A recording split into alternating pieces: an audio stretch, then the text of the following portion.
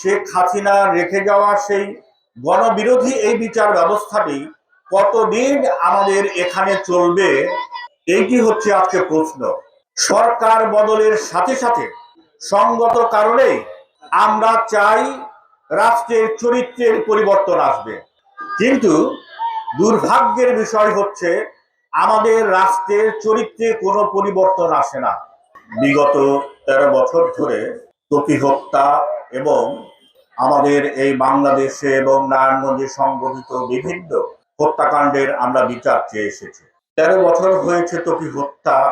একটি হত্যাকাণ্ড যখন 13 বছর অতিক্রম করার পরেও অভিযোগপত্র আদালতে জমা পড়ে না, আমরা তখন বুঝতে পারি যে বিচার ব্যবস্থা কি অবস্থা। শেখ হাসিনার এই যে রেখে যাওয়া গণবিরোধী বিচার ব্যবস্থা, এইটির কোনো পরিবর্তন হয় নাই।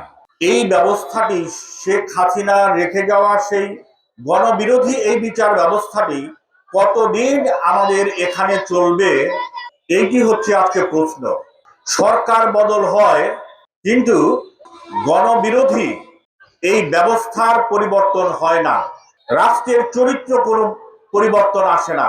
সরকার বদলের সাথে সাথে সঙ্গত কারণেই আমরা চাই রাষ্ট্রের চরিত্রের পরিবর্তন আসবে, কিন্তু দুর্ভাগ্যের বিষয় হচ্ছে আমাদের রাষ্ট্রের চরিত্রে কোনো পরিবর্তন আসে না।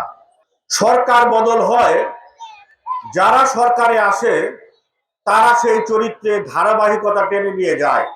আমরা আমাদের এই দেশটাকে মানুষের বাংলাদেশ, গণতন্ত্রের সাম্যের একটি ন্যায় বিচারের বাংলাদেশ করার জন্য আমরা লড়াই করছি। ৭১-এর লড়াইটা তাই এবং ২৪-এর লড়াইটা তাই।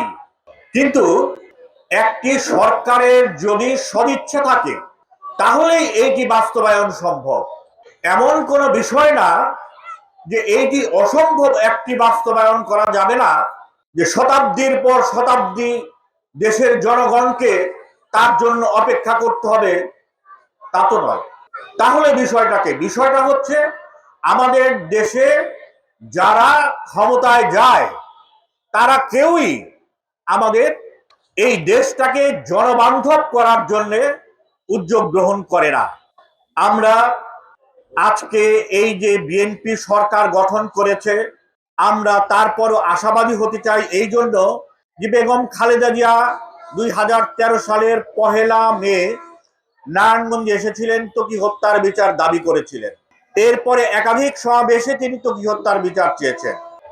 বিগত জাতীয় সংসদ নির্বাচনের সময়ে তারেক জিয়া নারায়ণগঞ্জে এসে তিনি ত্বকীর কথা উল্লেখ করেছিলেন যে এই সেই নারায়ণগঞ্জ যেখানে ত্বকীকে হত্যা করা হয়েছে। তিনি আজকে রাষ্ট্রের প্রধানমন্ত্রী। আমরা সঙ্গত কারণে আশা করতে চাই যে এই সরকার দ্রুততার সাথে এই ত্বকী হত্যার বিচার করবে। আমরা আজকের এই সমাবেশ থেকে ত্বকী হত্যার বিচার চাই, সাগর রনি, তনু, মিতু হত্যার বিচার চাই। আমরা আমাদের নারায়ণগঞ্জে সংগঠিত আশিক, চঞ্চল, বুলু, মিঠু সহ সকল হত্যাকাণ্ডের বিচার চাই। আমরা নারায়ণগঞ্জের আজকে এই সমাবেশ থেকে দেশে সংগঠিত বিভিন্ন গুমের যেই ঘটনাগুলো ঘটেছে আমরা তার বিচার দাবি করছি।